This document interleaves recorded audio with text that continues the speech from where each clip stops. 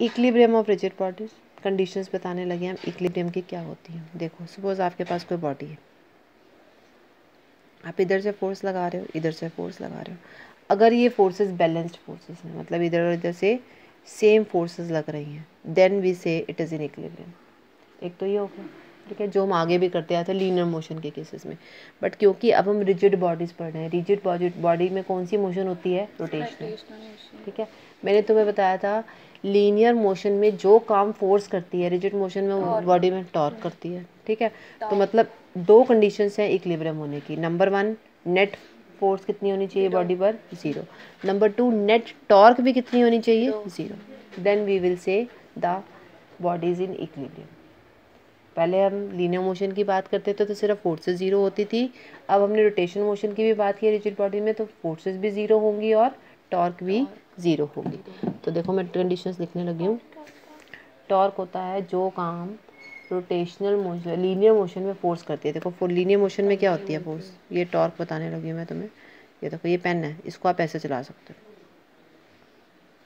This is linear motion. अगर मैं इसको रोटेट करवाऊंगी ना तो ये need some force, this is called as torque.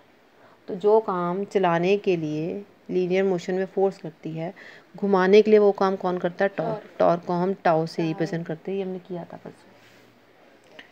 Now what are the first condition? Number 1, the net external, net means resultant, the next external force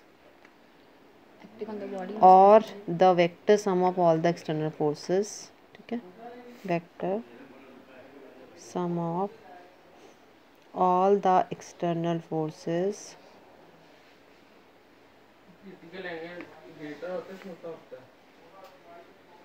बड़ा external forces acting on the body, angle of incidence must be greater than critical angle, must be 0। that means ये किसका sign बताया था मैंने आपको? Sum of all the forces, external forces should be 0, ठीक है। Second condition क्या है? The net external torque, total torque भी कितनी होनी चाहिए? 0।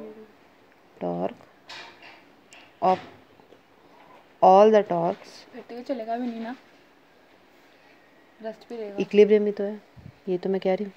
ऑफ ऑल द, मतलब रेस्ट, इक्विलिब्रियम मतलब सब कुछ बैलेंस्ड होता है। हाँ, इधर की फोर्स और इधर की force. Of all the torque, बता रही हूँ एक minute, of all the torque acting on the body is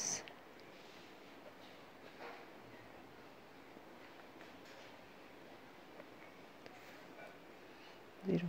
देखो ये पेन है, इधर और इधर से फोर्सेस बराबर है तो ये लेंथ वाइज तो नहीं चलेगा, ठीक है। अब आती है बात टॉर्क की, इधर टॉर्क लगा रहे हो, इधर टॉर्क लगा रहे हो, it will rotate with a fixed speed. जैसे पंखा है, पंखे पे जो मोटर लगती है ना, वो टॉर्क लगाती है उसको घुमाने के लिए, तो कांस्टेंट स्पीड के साथ चलता है। जब आप उसका रेगुलेटर से स्पीड चेंज करते हो तो बेसिकली आप अंदर लगी मोटर की टॉर्क बढ़ा देते हो, टॉर्क बढ़ेगी तो इसकी स्पीड बढ़ जाएगी। आपने 4 नंबर पे किया, टॉर्क बढ़ी, स्पीड बढ़ गई। स्पीड जो आप फिक्स करते हो वो फिक्स रहती है, चेंज नहीं होती है। ऐसे नहीं कि पहले धीरे चल रहा है फिर तेज हो गया, धीरे चल रहा है, ऐसे नहीं होता, फिक्स किया जाता है, वो आप नॉब की हेल्प से करते हो। So that is equilibrium. जब दोनों तरफ से टॉर्क, मान लो बेसिकली ये है, मान लो ये एक फिक्स पाइवट है, पाइवट होता है जिस पॉइंट के अबाउट बॉडी घूम रही है। मान लो ये रॉड है, आपने इसको यहाँ से फिक्स कर रखा है, ठीक है। आपने एक टॉर्क लगाई, एक फोर्स लगाई ऊपर नीचे की तरफ, ये इसको ऐसे घुमाने की कोशिश करेगी। मान लो मैं इस पर 10 न्यूटन लगा रही हूँ, ये फोर्स क्या करेगी, उसको नीचे की तरफ घुमाने की कोशिश करेगी। ऊपर भी 10 न्यूटन लगाओ तो ये फोर्स इसको घुमाने, इधर घुमाने की कोशिश करेगी ऐसे, ये फोर्स नीचे की तरफ और ये फोर्स ऊपर की तरफ। What will happen? Net torque कितनी हो जाएगी? 0, but it will move with a constant speed. Okay, this is equilibrium.